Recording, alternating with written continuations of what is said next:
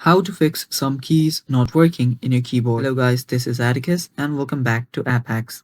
In today's video, I'll teach you guys how you can fix some keys not working in your keyboard. So let's get started. First of all, what you'll need to do is open up your device manager. And after you open your device manager, simply head over to your keyboards, search for your keyboards in your device manager, and after you find it, open it up.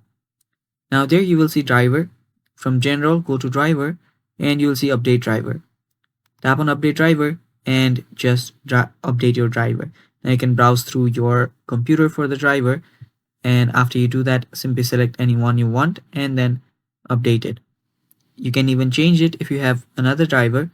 So after you change it, your device should be working fine. Now in case of emergency, what you might want to do is simply use your on-screen keyboard.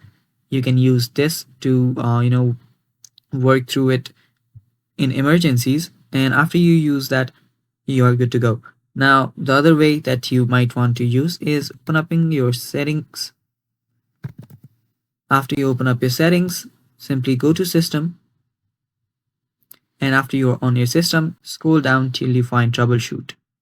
Go to troubleshoot and then simply head over to your head over to your other troubleshooters, and under here you might want to find your keyboard.